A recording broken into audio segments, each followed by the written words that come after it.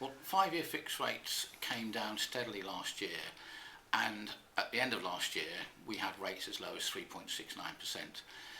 Then, as money market sentiment changed in terms of when we were going to get a bank rate rise, we saw rates start to go up, and they went up to a level where, in my view, they were uncompetitive because the differential between the cost of a variable rate and a fixed rate was too much. What we've seen over the last few weeks is a quite dramatic change in the statistics coming through on the economy, both in terms of manufacturing, construction, service sector, etc. So there's been a marked mood change in the city as to when we're going to get the first bank rate cut.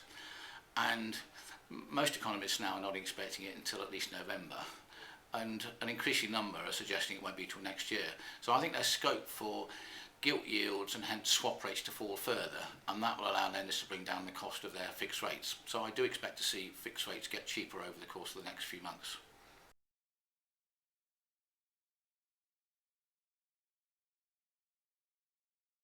Well, it's been really positive in terms of additional opportunities.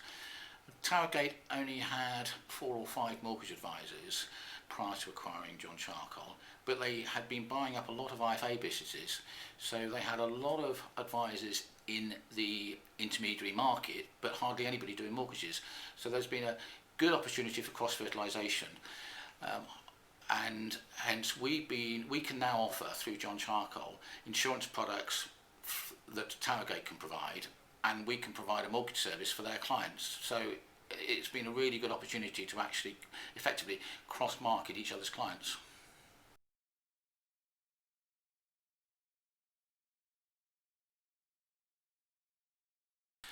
Well, if the EU draft mortgage directive goes through in its current format, there will be absolutely huge problems for the UK buy-to-let market, and consequently there will also be huge problems for the UK housing market and for all those people who need to rent. The EU does not differentiate in their draft directive between buy-to-let mortgages and other residential mortgages. The directive, as currently drafted, will capture all residential lending, except, interestingly, lifetime mortgage lending. The EU have kept away from equity release. So, on the one hand, we've got the FSA, which regards equity release as the most risky type of mortgage and hence requires additional qualifications for brokers to advise on it. And it's the one type of residential mortgage the EU is actually deciding not to regulate. So there's an interesting differentiation of opinion there. But when it comes to buy-to-let, the FSA and the Treasury have had a real problem in deciding what to regulate in the buy-to-let market. They produced a consultation document and thought it would be relatively easy to decide what was commercial and hence shouldn't be regulated, and what wasn't commercial and hence should be. And I think their basic idea was that if the buy-to-let mortgage was held by a limited company, it would be commercial and hence they wouldn't regulate it, and if it was in your own name, then it would be regulated.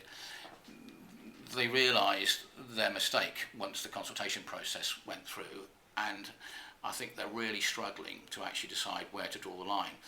So by the EU saying that all buy-to-let lending will be regulated, that in a way solves a problem, but it creates a whole load of other problems, because what the EU is saying is that all mortgages have to be affordable, and whether they're buy-to-let or residential makes no difference. So for somebody who wants a buy-to-let mortgage, it would have to be affordable under these rules on the basis of a repayment mortgage and after taking into account all the other mortgages held by the individual. So you can just imagine that somebody with a residential mortgage, which clearly nearly every buy-to-let investor has got, plus even one buy-to-let mortgage in many cases, but certainly if you've got more than one, will almost certainly fall foul of the affordability rules. That means those people will A, not be able to buy any more properties, and B, will not be able to remortgage their current buy-to-let properties. As a result, there'll be very few new buy-to-let properties becoming available to rent. We've already seen rents go up sharply over the last year because of first-time buyers who can't get a mortgage. And so we will have the ridiculous situation, if this directive goes through as currently drafted, that there are less and less properties available to rent, whereas the demand for the private rental sector is going to increase. There's little likelihood of any significant extra funding from the public sector, so most of the new rental properties that are going to be required will have to be financed by the private sector. So this will be an absolute disaster, not only for buy-to-let investors, but for the UK property market, and I think the government will have to take strong action to make sure that this whole process doesn't go through as planned. Clearly the CML, AME, Treasury and others will lobby against it. But this is a classic example of why it is totally ridiculous for the EU to actually try and harmonise mortgage lending. Mortgages are very different in the UK to most other countries in the EU, and there is absolutely no benefit whatsoever in harmonising the system. So the whole concept of this directive is misguided.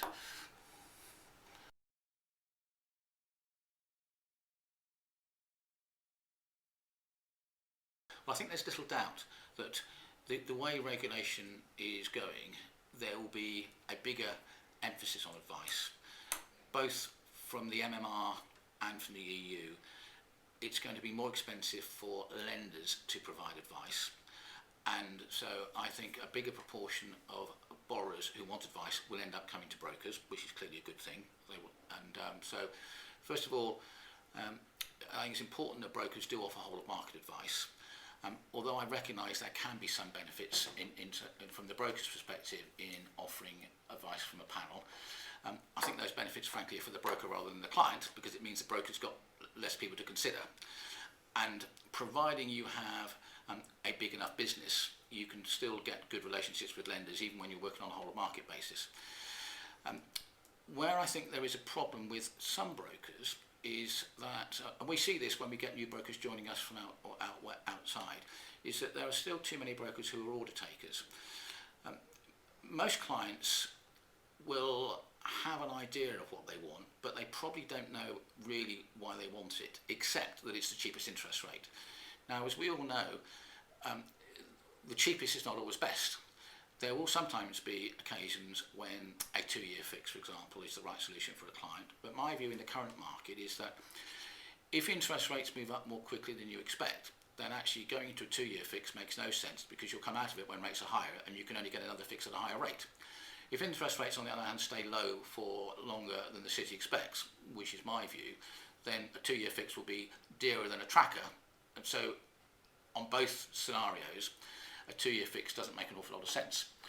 But from a client's perspective, if they want a fixed rate, they will often actually talk about a 2-year fix because they see that as being cheapest. So I think it's really important that the broker says to the client, why do you want that particular product, whatever they're asking for, and has a conversation with the client as to whether it is the right product. Clients in many cases won't have considered things like offsets, for example, and so that does require the broker to have a good knowledge of the different types of products available, which clearly most brokers will have. But they do need to have that conversation with the client, and they can then be confident that they're recommending the product that they think is right for the client. If the client still insists that they want a different product, that's fine, but I think it's important to have that conversation.